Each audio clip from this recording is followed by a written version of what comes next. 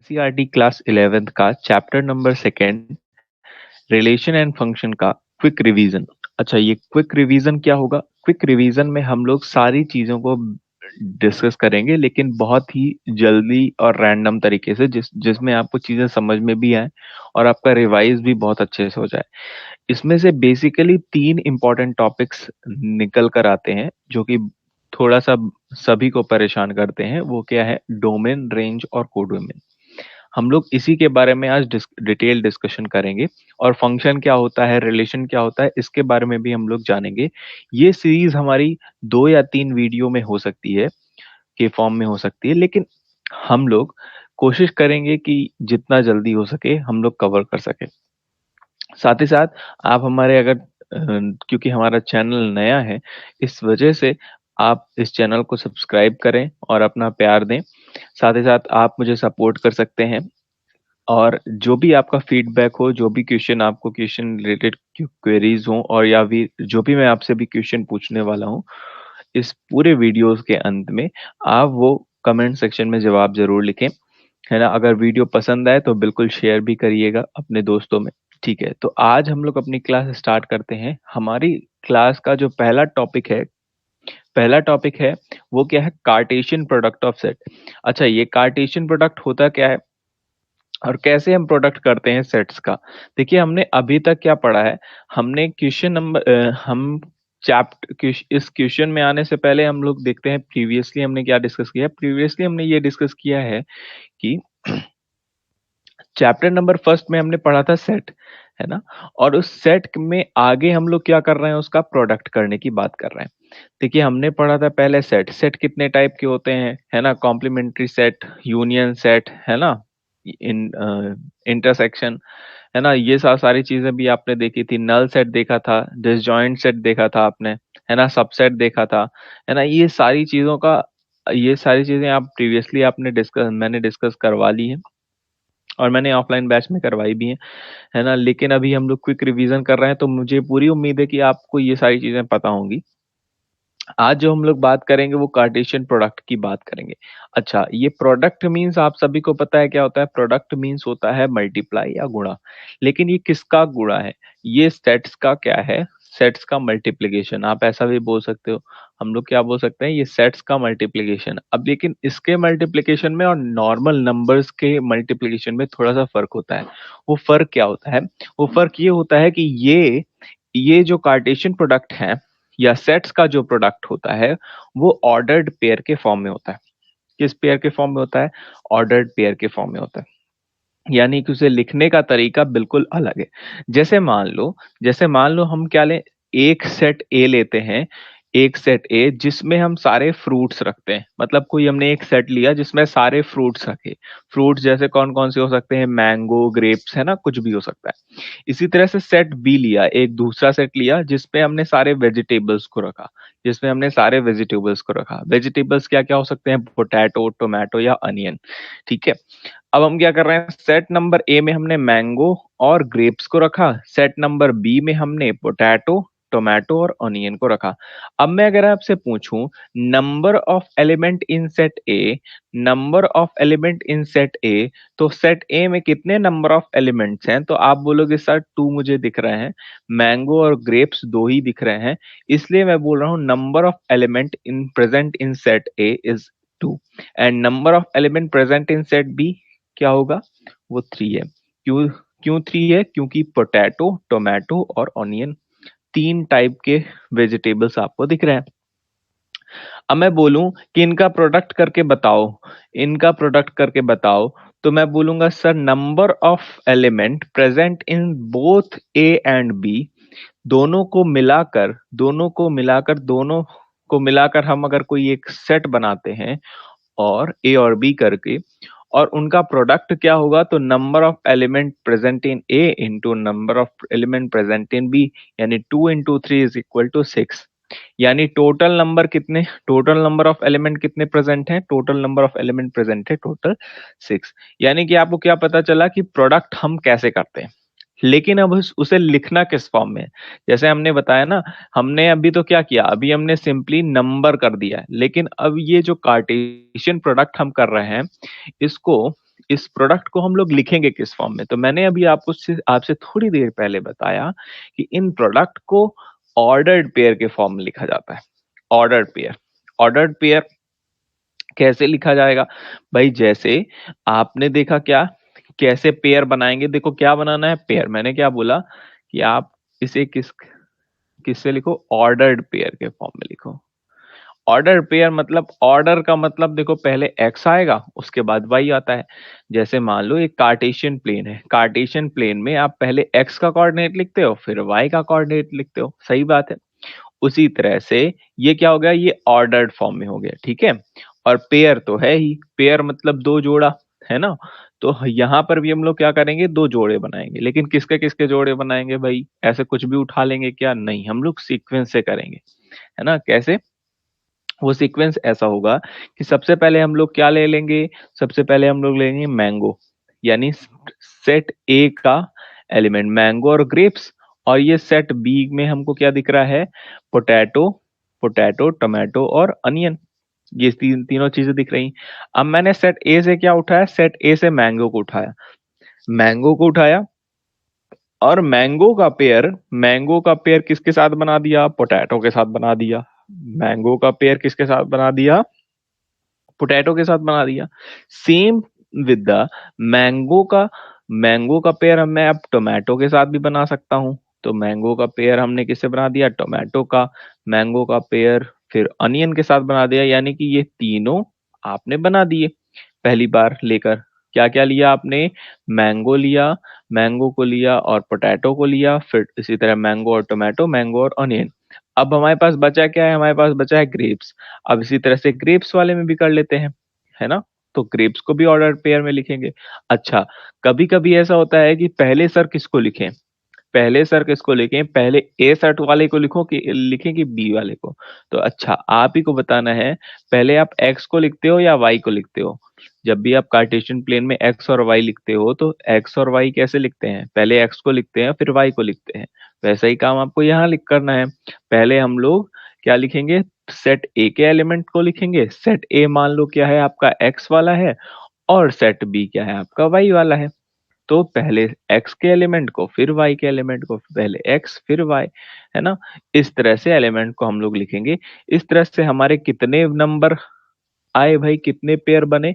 तो हमारे total 6 pair बने। यही चीज मैंने आपको यहाँ पर भी बताई कि यहाँ पर टोटल नंबर ऑफ पेयर कितने बन रहे थे, 6 बन रहे थे। बिल्कुल सिंपल सा है ना। कुछ भी छूट जाए तो आप वीडियो को पॉज करो और बैक जाकर फिर से रीस्टार्ट करके देख सकते हो, ठीक है। अब हम लोग आते हैं डिफिनीशन की। तो क्या डिफिनीशन है भाई, डिफिनीशन है, given two non empty set P and Q, the cartesian product P and Q is a set of all ordered pair of elements.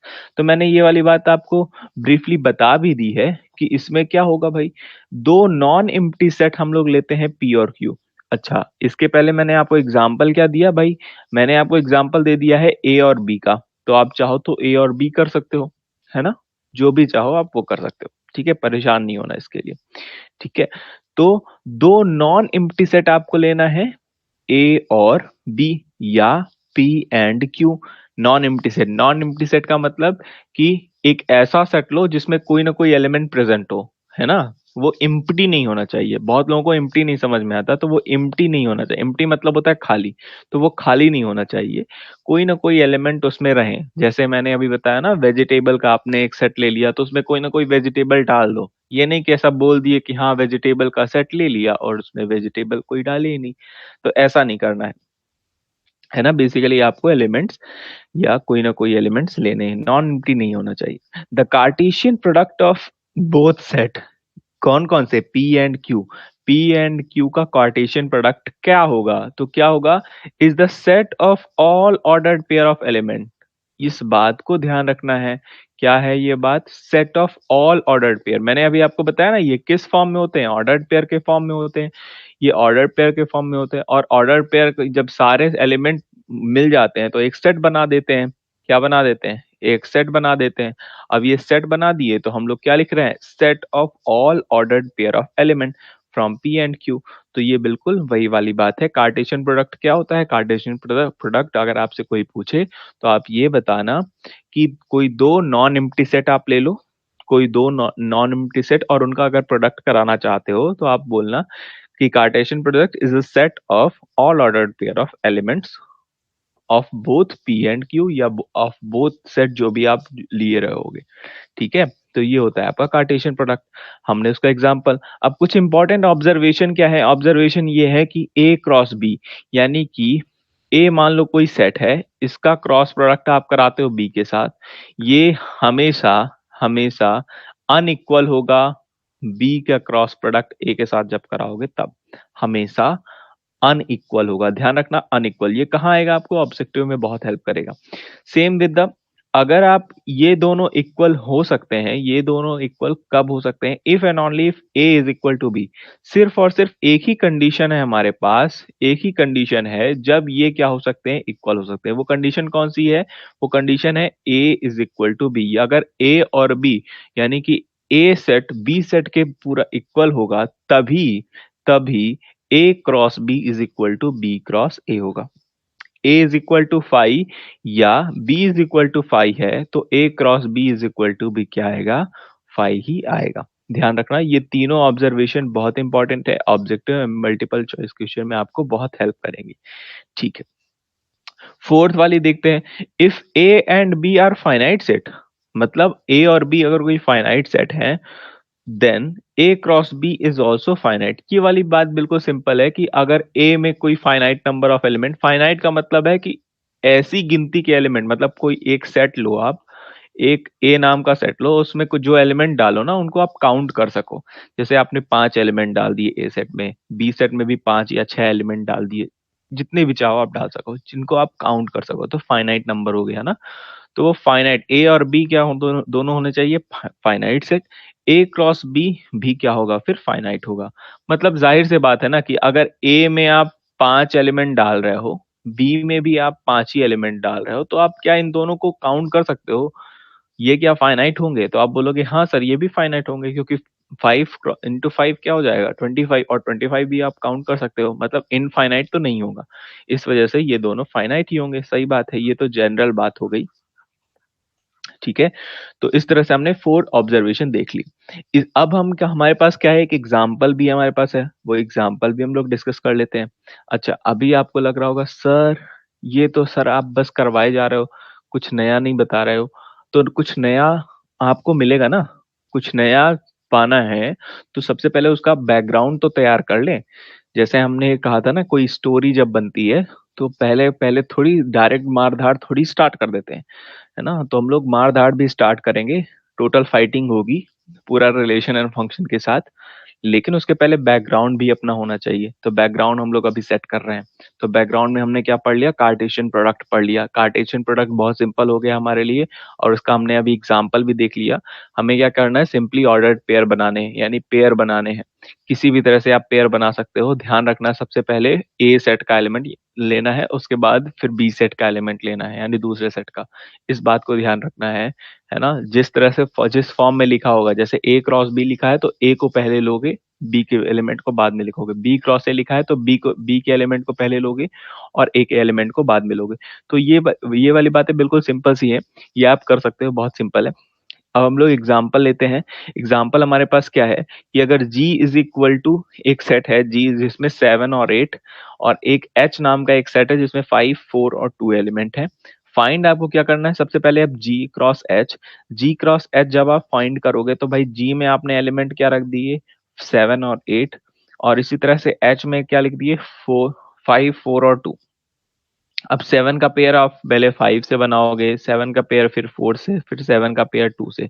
तो मैंने बना दिया 7 का 5 से, 7 का 4 से, 7 का 2 से। ये सारी चीजें लिखी हुई इसलिए क्योंकि आपको, जैसे मुझे भी ज्यादा टाइम ना लगे और आपको भी ज्यादा टाइम, कम टाइम में हम लोग ज्यादा कुछ डिस्कस कर पाए। फिर दूसरी बात हमने लिखी 8 के साथ मुझे पेयर बनाना, तो मैं लिखूंगा सर 8, 5, 8, 4 और 8, 2। इस तरह से हमने ये पेयर्स बना दिए। तो ऑर्डर पेयर बिल्कुल सिंपल सा है। कहीं पर भी कोई भी डाउट हो, अगर आपको लगे कि हाँ मुझे फिर से इस बात को समझना है, वो आप कमेंट बॉक्स में मुझे बताना, वो मैं आपको फिर से उसका एक अलग वीडियो बनाकर डाल दूंगा डिटेल में, और भी डिटेल में अगर आप चाहोगे तो। ठीक ठीक है। चलिए, तो हम लोग अब एच क्रॉस जी की बात करें। एच क्रॉस जी आपके लिए मैंने छोड़ दिया है, ये होमवर्क है, आप करो। कमेंट बॉक्स में भी आप बता सकते हो। कमेंट बॉक्स में जब आप बताओगे तो एच क्रॉस जी नहीं करना, आपको ये लिखना है कार्टेशियन प्रोडक्ट, है ना, कार्टेशियन प्रोडक्ट, और उसका डायरेक्ट आंसर लिखना है। ठीक है, तो क्या क्या पेयर हो सकते हैं ये आप लिख सकते हो कमेंट बॉक्स में इसका आंसर। ठीक है, चलो आगे हम लोग एक और एग्जाम्पल की बात करें। वो एग्जाम्पल बिल्कुल सिंपल है, ये ट्रिपलेट वाला है, कोई बहुत टफ नहीं है। सबसे पहले अगर आपको इस तरह का कोई एलिमेंट मिले तो सबसे पहले दो का क्रॉस प्रोडक्ट करना, दो के पेयर बनाना। फिर जब दो के पेयर बना लोगे, तो जब दो का पेयर बनाओगे इस तरह से तो ये आएगा। अब इसका पेयर किसके साथ बना देना, ए के साथ, सिंगल ए के साथ बना दोगे तब आपको ये मिल जाएगा। ठीक है, तो ध्यान रखना इस बात को, ये वाली बात हमने की है, ये क्रॉस है बीच में और बीच में ये ए नाम का, ये है ए क्रॉस ए और ये ए है। तो ये बिल्कुल सिंपल है। क्रॉस प्रोडक्ट में मैंने आपको अभी बता दिया कार्टेशियन प्रोडक्ट कैसे करना है, सिंपली ऑर्डर बनाना है, ऑर्डर आप कैसे भी बना सकते हो। ठीक है, चलो नेक्स्ट है हम लोग क्या पढ़ने वाले हैं, रिलेशन। तो ये हो गई, ये सबसे पहले ये कौन आ रहा है, ये अब एंट्री हो रही है किसकी, ये एंट्री हो रही है हमारे हीरो की। किसकी एंट्री हो रही, हीरो। हीरो का रिलेशन किससे होता है, जनरली हीरो का रिलेशन हीरोइन से होता है ना। आपका रिलेशन किसके साथ है, तो अभी आपके पास कोई हीरोइन नहीं आई हुई है ना, तो हीरोइन को इमेजिन नहीं करना, है ना। अभी आपके पास कौन है, अभी आपके पास आपके पेरेंट्स हैं, आपके पापा हैं, आपकी मम्मी है, आपकी सिस्टर है, आपका भाई है। तो ये सारे आपके रिलेशन है। तो आप किसको अभी इमेजिन करोगे, आप इमेजिन करोगे, अभी किसी हीरोइन को इमेजिन नहीं करना, अभी हम लोग पापा मम्मी को इमेजिन करेंगे, उन्हीं के साथ हमारा रिलेशन है ना। तो रिलेशन, ये जो हमारा रिलेशन है, ये रिलेशन का मतलब होता है संबंध। आप बोलोगे सर आप ये तो कुछ भी पढ़ा रहे हो, मतलब कोई लॉजिक नहीं बैठ रहा ना। पढ़ तो हम लोग मैथ रहे हैं और आप पढ़ा रहे हो कहाँ, आप कुछ बता रहे हो कि आप फैमिली के साथ रिलेशन बनाओ, मतलब बना है उसके साथ कुछ भी एग्जाम्पल दे रहे हो। तो एक्चुअली में जो मैं आपको बताने वाला हूँ, ये रिलेशन दो सेट के बीच में है, दो सेट के बीच में है। दो सेट के बीच में रिलेशन कैसे होगा वो हम लोग अभी डिस्कस करेंगे। भाई वो जो रिलेशन होगा उसका कुछ नाम भी देंगे क्या, ये वाली बात भी हम लोग देखेंगे। तो सबसे पहले देखते हैं इसकी डेफिनेशन को। परेशान नहीं होना, रिलेशन का मतलब क्या होता है, संबंध, है ना। रिलेशन का मतलब आप सब जानते हो, मुझे लगता है कुछ भी बताने की जरूरत नहीं है, आजकल सारी इंस्टा फैमिली चल रही है ना। तो रिलेशन मतलब अब तुम लोग बहुत अच्छे से जानते हो, तो रिलेशन को मुझे डिस्क्राइब करने की बिल्कुल जरूरत नहीं है, रिलेशन को पढ़ते हैं। क्या है डेफिनेशन, डेफिनेशन कहती है कि a relation R from set A to B, a relation R from set A to B is a subset of Cartesian product of A cross B।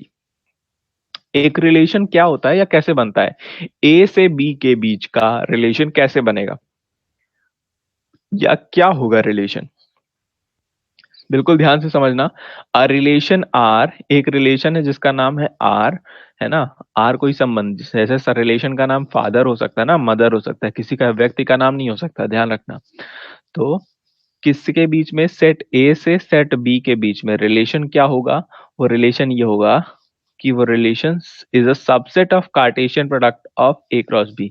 अच्छा, ए क्रॉस बी आप पढ़ चुके हो क्या, बिल्कुल आप पढ़ चुके हो। ए क्रॉस बी का जो सेट बनता है उसी को तो हम कार्टेशियन प्रोडक्ट बोलते हैं। क्या ये बात सही है, ये बात मैंने आपको अभी थोड़ी देर पहले बताई है कि ए क्रॉस बी का जो सेट बनता है उसी को हम क्या बोलते हैं, कार्टेशियन प्रोडक्ट बोलते हैं, ऑर्डर्ड पेयर के फॉर्म में, है ना। लेकिन अब उसी का क्या बन जाए, अगर उसी में से कोई एक एलिमेंट निकाल लो, जैसे मैंने बोलूं, समझना कि आपने ए क्रॉस बी निकाला, ए क्रॉस बी जब आपने निकाला तो बहुत सारे ऑर्डर्ड पेयर का एक सेट निकाल लिया। ठीक है, बहुत सारे ऑर्डर पेयर, जैसे मैं बोल दूं उसमें टोटल 8 एलिमेंट, ए क्रॉस बी आपने निकाला और टोटल 8 एलिमेंट आपको दिख रहे हैं। कितने एलिमेंट दिख रहे हैं, 8 एलिमेंट। जैसे मैं बोलूं A B C D E F G H, ऐसे कुछ मान लो आपको एलिमेंट दिख रहे हैं। अब मैं बोलूं क्या C is a subset of A cross B, ये है आपका ए क्रॉस बी, मैंने लिख दिया। क्या सी इज इज और नॉट, तो आप बोलोगे यस सर बिल्कुल, सी क्या है, ए क्रॉस बी का एक सबसेट है। तो बिल्कुल वही कह रहा है। रिलेशन क्या है? रिलेशन छुपा हुआ होता है, बताने की जरूरत होती है क्या? आप बोलोगे नहीं सर, बताने की जरूरत नहीं होती, पर कहीं कहीं बताना पड़ता है। जबरदस्ती हम लोग याद दिलवाते हैं कि भाई हाँ, हमारा तुमसे कोई रिलेशन है ना। जैसे मैं बोलूं, एक फैमिली है, चलो हम लोग फैमिली फैमिली खेल लेते हैं थोड़ा सा, ठीक है। रिलेशन कभी नहीं भूलेगा, इस बात की गारंटी है ना। एक रिलेशन है, इसमें 5 मेंबर है। 5 मेंबर आप अपने आप इमेजिन कर लो। एक घर है, उसमें 5 मेंबर है। कौन छोटा बड़ा है इससे मतलब, इसका मतलब बाद में करेंगे। ये है हमारे हेड ऑफ द फैमिली। कौन होते हैं? बब्बा होंगे आपके घर में। ये हैं आपके फादर, ये है आपके मदर, ये आपकी मदर, ये आपका भाई, और ये आपकी सिस्टर। समझना। क्या आप डेली क्या आप डेली आपको बताना पड़ता है? जैसे मान लो आप कहाँ पे हो, आप हो वेले, अभी तो आप वेले ही हो, ठीक है। तो ये हो आप, तो आप क्या करोगे? आप बोलोगे, आपसे पूछा जाए, क्या डेली आपको ये पहचान करानी पड़ती है कि ये आपके फादर हैं? क्या डेली आपको बताया जाता है कि ये आपके बब्बा हैं, है ना, बब्बा जी हैं? क्या डेली आपको ये बताया जाता है कि ये आपकी मम्मा है? या क्या डेली आपको बताया जाता है कि ये आपकी छोटी सिस्टर है या बड़ी सिस्टर है? नहीं बताया जाता ना। रिलेशन अपने आप में होता है। यानी फैमिली का, इस पूरी फैमिली के आप छोटे छोटे क्या हो? सबसेट है, सबसेट हो, है ना। मतलब एक मैंने घर बनाया, उस घर में बहुत सारे सबसेट मुझे दिख रहे हैं। वो सबसेट कौन कौन से? इस पूरी फैमिली, पूरी फैमिली एक बड़ा सा सेट हो गई। और उसमें ये जो एलिमेंट हैं, ये जो छोटे छोटे बच्चे हैं, सब दिख रहे हैं आपको। ये सब क्या हो गए? ये सब हो गए आपके सबसेट हो गए। सही बात है। उसी तरह से ए क्रॉस बी की जब मैं बात कर रहा हूं, ए क्रॉस बी क्या होता है? ए क्रॉस बी ए सेट और बी सेट का कार्टेशियन प्रोडक्ट होता है। प्रोडक्ट में बहुत सारे एलिमेंट होते हैं, उसी का एक छोटा सा सबसेट ले लो तो वो क्या कहलाएगा? वो सबसेट क्या कहलाएगा? रिलेशन कहलाएगा। किसके बीच में? ए से बी के बीच में। चलो दूसरी डेफिनेशन पढ़ते हैं। A and B be any two in non-empty set, then any subset of A cross B is called relation from A to B। ये वाली बात भी बिल्कुल सिंपल सिंपल है, वही वाली बात जो मैंने आपको बता दी। फॉर एग्जाम्पल, हमने एक एग्जाम्पल भी लिया। ए में कौन है? ए बी और सी। बी सेट में है आकाश, अनुराग और मनोज। अच्छा, ये जो एग्जाम्पल लिया गया है, ये किसी आकाश, अनुराग और मनोज को टारगेट करके नहीं लिया गया है। इस बात से आप निश्चिंत रहना, है ना। कोई भी आकाश, अनुराग और मनोज अपने दिल पर नहीं लेना, है ना। ये सिर्फ हम लोग क्या कर रहे हैं? ये सिर्फ हम लोग समझने के लिए कर रहे हैं। तो रिलेशन कैसे बनाएंगे भाई? तो देखो, ए सेट में ए बी और सी एलिमेंट, और बी सेट में आपका कौन है? आकाश, अनुराग और मनोज। अब मैं ए का रिलेशन किसके साथ बना सकता हूँ? आकाश के साथ बना सकता हूँ। ए का रिलेशन मैं अनुराग के साथ भी बना सकता हूँ, और ए का रिलेशन मनोज के साथ भी बना सकता हूँ। तो इस तरह से हम लोग क्या करें? सबसे पहले इसे पूरा का पूरा कार्टेशियन प्रोडक्ट के फॉर्म में लिख दिया। अच्छा, यहाँ पे हमने एक रिया नाम के वर्ड को भी इंट्रोड्यूस किया, क्योंकि फीमेल को भी इंक्लूड करना है ना हमें। तो रिया भी है, युवराज भी। तो यहाँ पे थोड़े से नाम चेंज हो गए हैं, तो परेशान नहीं होना, ये वाला अलग ही है। तो हम लोग रिया और युवराज को भी शामिल कर लिए। आकाश, अनुराग, रिया और युवराज, ठीक है।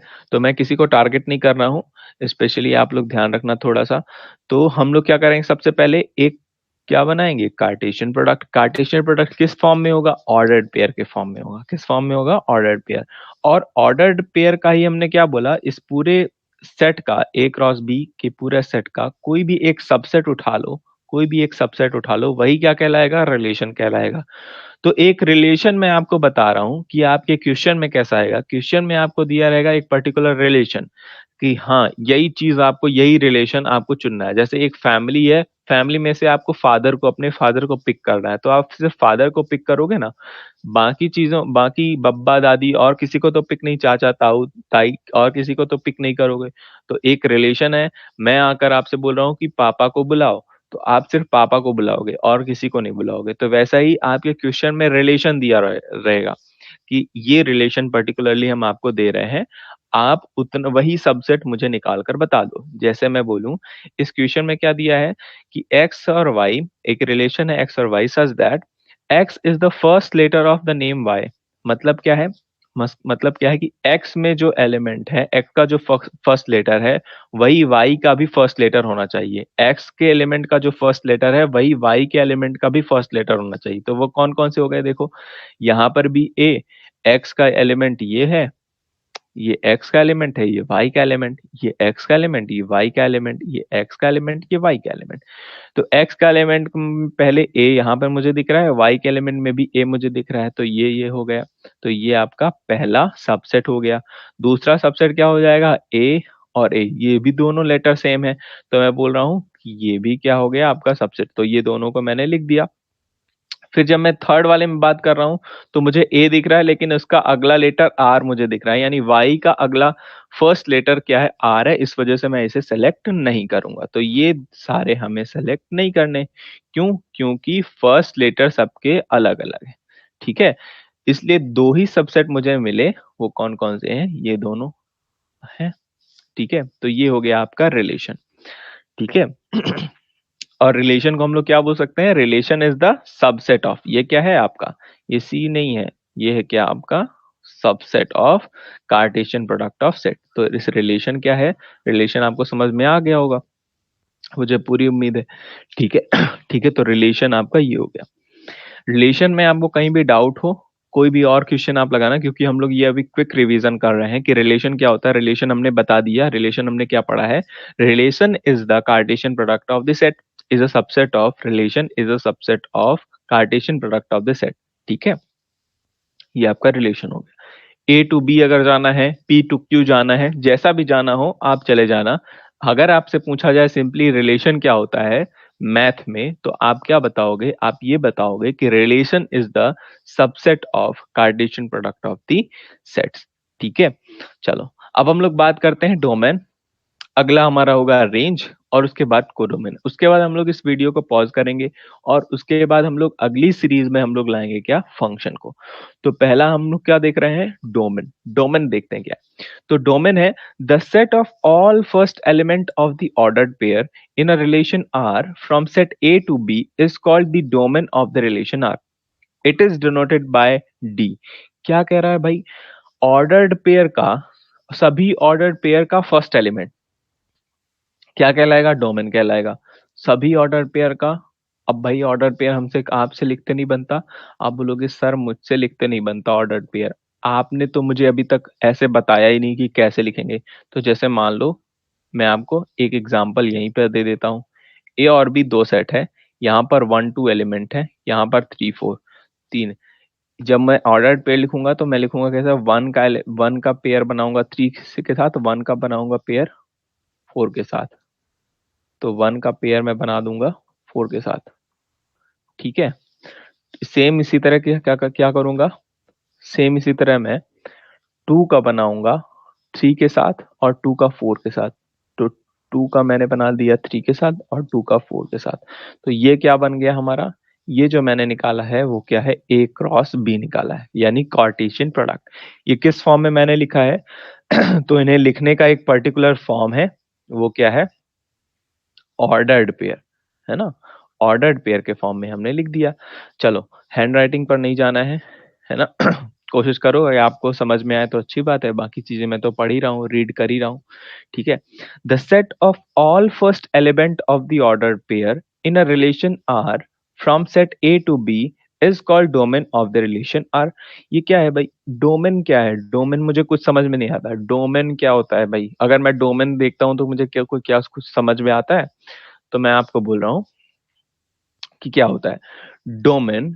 ए सेट में, ए सेट को देखो, ए सेट को देखना है the set of all first element of ordered pair.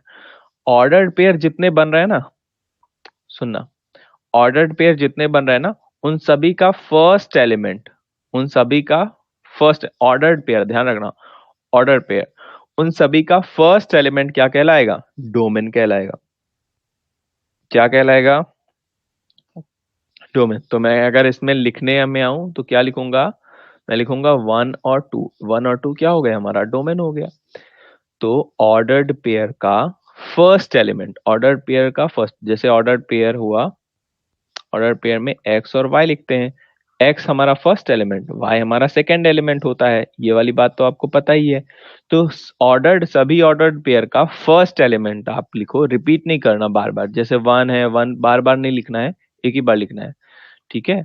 तो वन वन दो बार नहीं लिखना है, एक ही बार लिखेंगे, तो वन और टू मुझे मिल गया।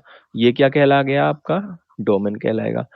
जबकि सेकेंड एलिमेंट क्या कहलाएगा, तो यहाँ पर डोमेन क्या हो गया आपका, वन और टू। जबकि रेंज की बात करें तो जो सेकेंड एलिमेंट होगा वही आपका क्या होगा, range. The set of all second element, तो इस पर फोकस करना, ऑल सेकेंड एलिमेंट किसका, ऑर्डर पेयर का, in a relation R from set A to B is called range of the relation R. ये आकाश, अनुराग, रिया, ये कहाँ से आ रहे हैं, आपको लग रहा होगा ना, तो ये इस वाले एग्जाम्पल से आ रहे हैं, ठीक है। तो परेशान नहीं होना इसके लिए, ठीक है। तो अगर मैं इसमें पूछूं कि यहाँ पर आपका रेंज क्या हो जाएगा, तो रेंज क्या होगा, सेकेंड एलिमेंट, तो सेकेंड एलिमेंट थ्री हो गया, सेकेंड एलिमेंट फोर हो गया, सेकेंड एलिमेंट थ्री और फोर, तो मैं क्या लिखूंगा, यहाँ पे रेंज क्या हो गई, थ्री और फोर। यानी अगर आपसे पूछा जाए डोमेन, तो आप बोलोगे ऑर्डर्ड पेयर का first element domain, ordered pair का सेकेंड एलिमेंट क्या कहलाएगा, रेंज कहलाएगा। फिर कोडोमेन क्या होता है, the whole set B, B नाम का जो होल सेट है ना, मतलब पूरा सेट, वो क्या कहलाएगा, कोडोमेन कहलाएगा। जैसे मैंने बताया ना, ए सेट है, ए सेट है, उसमें कुछ एलिमेंट आपने ए बी सी लिख दिया, बी नाम का एक सेट है जिसमें आपके one two three four five ऐसा लिख दिया, तो ये जो पूरा बी सेट है, ये पूरा बी सेट क्या कहलाएगा, कोडोमेन कहलाएगा। क्या कहलाएगा, कोडोमेन कहलाएगा। ध्यान रखना, कोडोमेन क्या कहलाएगा, कोडोमेन कहलाएगा, ठीक है। तो इस तरह से हमारा ये भी कंप्लीट हो गया। तो डोमेन क्या होता है, तो डोमेन ऑर्डर्ड पेयर का first element domain, ordered pair का सेकंड एलिमेंट रेंज, जबकि पूरा कंप्लीट सेट बी, पूरा कंप्लीट सेट बी वो क्या कहलाएगा, कोडोमेन कहलाएगा, ठीक है। चलो ठीक है, तो आज की हम लोग क्लास अभी यहीं पे एंड करते हैं। अगली हमारी सीरीज में हम लोग क्या करेंगे, अगली सीरीज में हम लोग फंक्शन को डिस्कस करेंगे, और फंक्शन में हम लोग बहुत सारी चीजों को जानेंगे कि कैसे डिफरेंट फंक्शन के डिफरेंट रेंज और डिफरेंट डोमेन आते हैं, किस तरह हम लोग डोमेन से रेंज निकाल सकते हैं, और किस तरह से हम लोग रेंज से डोमेन निकाल सकते हैं। दोनों चीजें मैं आपको बताऊंगा, परेशान नहीं होना है ना, कि सारी चीजें आपको अच्छे से क्रिस्टल क्लियर होगी, बहुत ही अच्छे से हम लोग पढ़ने वाले हैं। तो आप वेट करिए, जब से हम लोग फिर मिलेंगे अपनी नेक्स्ट वीडियो की सीरीज में। Thank you so much.